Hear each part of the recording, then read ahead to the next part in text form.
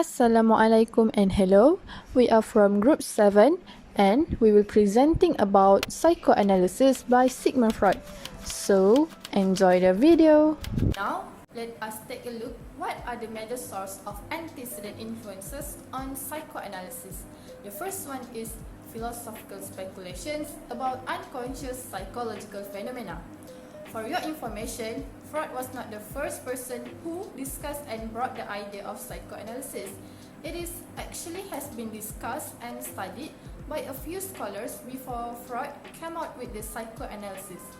Hence, the discussion on unconscious was pretty popular back then among European intellectual and society, which makes the idea of psychoanalysis by Freud was relevant. And the second point is early ideas about treating mental disorders. Freud was actually working on the treatment of mental disorders.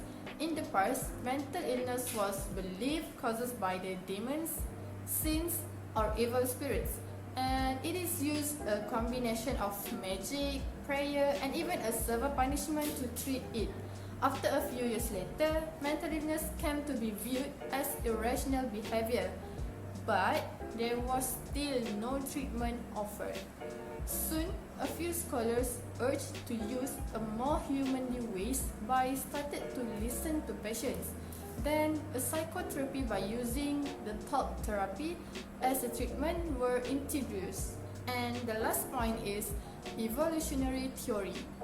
It is because Freud's main reference while he developed the idea of psychoanalysis was derived from Charles Darwin's work. One of Freud's ideas is dream analysis, and he mostly referred to Darwin as a part of Darwin's work is the interpretation of dream. Not only that, Freud also reads a lot of Darwin's work. Thus, the reason why it is under evolutionary theory, it is due to his genius move in making sense of this idea and organize it in a way that it could be accepted by the people in that time. Here, I'm going to talk about life of Sigmund Freud. Sigmund Freud was an Austrian neurologist and the founder of psychoanalysis and was born in Freiburg, Moravia, but moved to Vienna in 1857 with his family. He attended medical school in Vienna and became involved in neuropsychology research and studied with some of the most prominent psychologists of that time. Freud's theories was well received, but he had many disagreements with psychologists at that time. In 1923, Freud developed a mouth cancer associated with his heavy smoking, which he suffered for 16 years, and he ended up taking a surgery to remove his upper jaw. After the era where the Nazi against Freud's theory by burning his books, Freud went to London for his own safety and he continued his work. In 1939, Freud's mouth cancer returned and he requested the help of his friend Max Schur to assist him in committing suicide. Schur gave Freud large doses of morphine which led to Freud's death. Today, I'm gonna talk about the method of treatment by Sigmund Freud. What is repression, what is resistance, and the important method of Freud, which is dream analysis. This is Sigmund Freud. He said that the method of free association is not always work. So what is free association? Free association method used as a new method to examine unconsciousness. A person in therapy is encouraged to verbalize all his thoughts that come to the mind to the therapist. After that, Dr. Freud will excavate the historical root of his patient's inner thought. This process is called as transferency. However, the method of free association not always works. It because of repression and resistance. Repression and resistance. Resistance is a memory that is too shameful to be aware in the conscious awareness. While repression is any unacceptable idea, memory, and desire, and leave them operate in the unconscious mind. The important treatment method is dream analysis.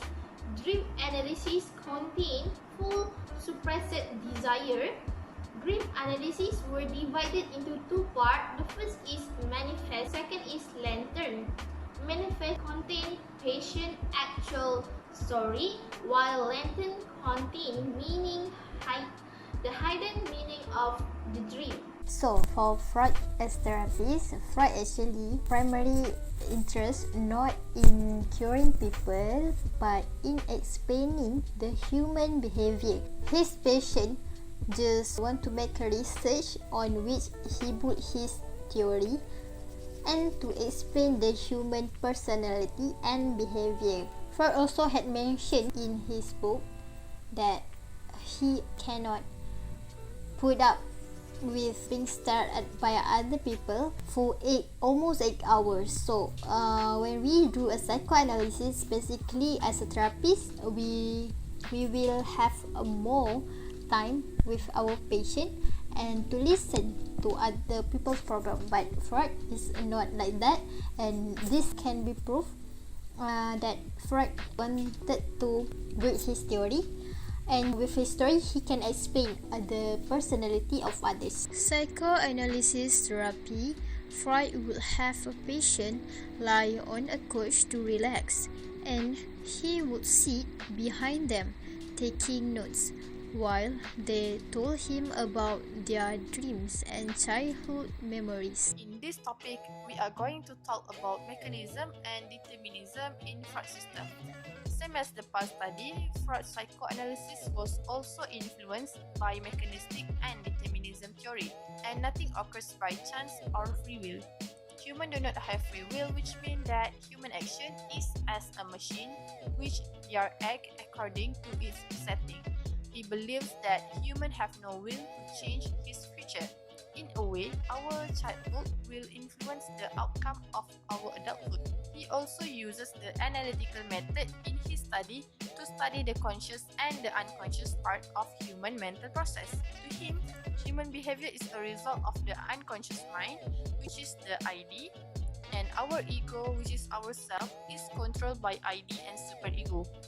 Basically, there is conflict happen between ID and superego, in which it dominates our conscious mind most of the time. There are a few criticisms and also contribution to Freud's theory. So as for the criticism, the first one is Freud's unsystematic and also uncontrolled data collection, and the second one, he may have inferred stories of childhood seduction. And the last one is Freud's research was unrepresentative of the population. And for the contribution of his idea, the first one is interest in Freud's ideas remains high, but few people in the therapy. And also MGM offered Freud $100,000 to collaborate on a film about love. And the last one is Freud remains the most cited individual in a psychological research. And then next, the needs theory from Islamic perspective is Islamic motivation needs theory. So Islamic motivation needs theory consists of 4 components, which are drive, instinct and innate biological determinants of behavior, incentive and commitment, which is ikhlas, and all of these 4 components are needed in gaining the pleasure of Allah. So that's all for our group. Thanks for watching.